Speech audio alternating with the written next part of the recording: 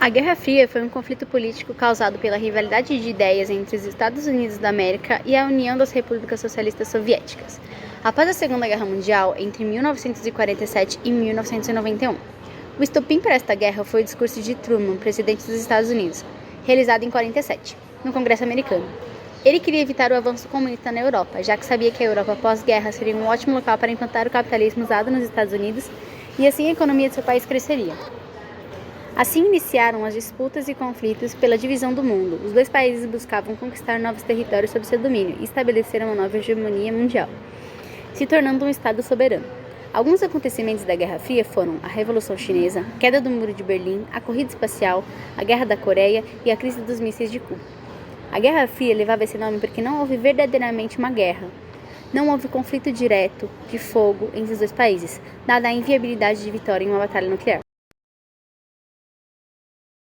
A União Soviética, formada em 1922, quando os bolcheviques chegaram ao poder, foi uma nação que existiu até 1991, quando foi dissolvida.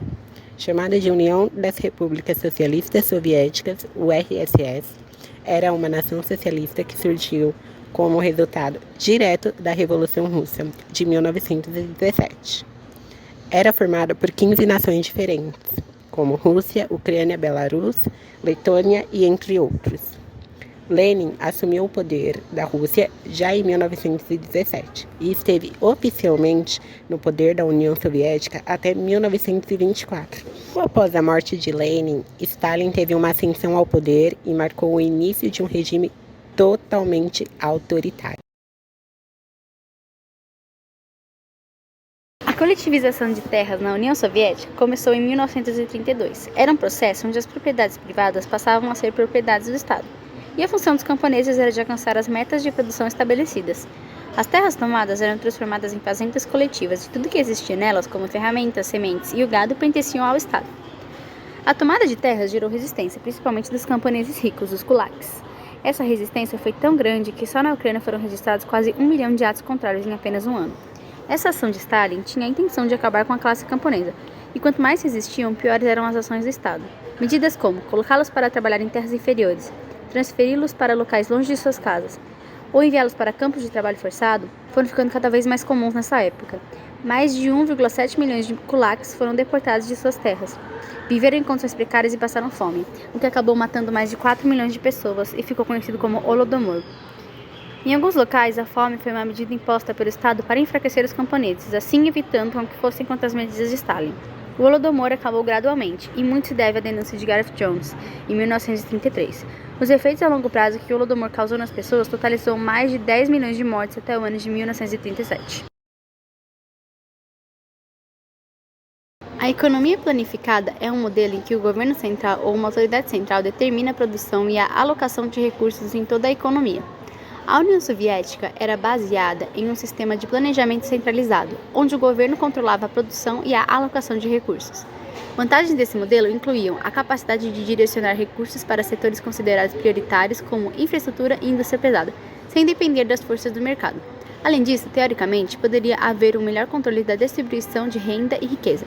Esse sistema também enfrentou desafios significativos. A falta de incentivos para a eficiência e inovação das empresas, devido à ausência de competição, levou a problemas de produtividade e qualidade.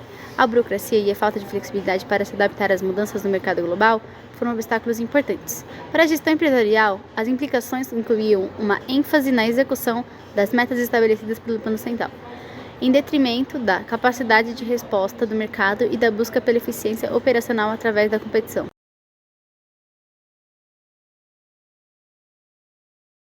Stalin foi um líder da União Soviética conhecida por sua liderança autoritária e uso de estratégias políticas e militares para consolidar e manter o seu poder. Ele implementou políticas da coletivização agrícola e da industrialização forçada, visando transformar a União Soviética em uma potência industrial. Além disso, Stalin promoveu o culto à personalidade que reprimiu brutalmente qualquer forma de oposição política, resultando em milhões de mortes e deportações em seu regime. Suas estratégias incluíram a criação de um sistema de governo centralizado e a utilização da propaganda para fortalecer o seu domínio. Vladimir Lenin foi um revolucionário russo que, influenciado pela teoria marxista, tornou-se um dos grandes nomes por trás da Revolução de Outubro, o evento que levou os bolcheviques ao poder da Rússia em 1917. Com a ascensão dos bolcheviques ao poder, Lenin tornou-se governante da Rússia e deu início ao processo de reestruturação de todo o Estado russo. Entre as mudanças feitas em um primeiro momento, houve a nacionalização das terras na posse da aristocracia, a concessão do poder aos camponeses para que os governos locais realizassem a reforma agrária, entre outros. Industrialização acelerada. Stalin impôs um plano que cobrava um grande esforço de todo o país para promover uma industrialização em escala acelerada. O plano de industrialização da União Soviética ficou conhecido como Plano Quinquenal, um plano que criava metas que o país deveria alcançar a cada 5 anos. O Plano Quinquenal priorizou o desenvolvimento das áreas relacionadas à indústria pesada, como a metalurgia e siderurgia, além de dar grande atenção para a extração de combustíveis fósseis e para a produção de energia elétrica. O Estado soviético passou a cobrar que metas extremamente exigentes fossem alcançadas e isso exigia um esforço enorme dos trabalhadores. Apesar das duras exigências, os resultados, porém, foram expressivos e a produção industrial da União Soviética aumentou consideravelmente. O sucesso dos planos quinquenais foi tão grande que em poucos anos a União Soviética tinha se transformado em uma grande potência industrial.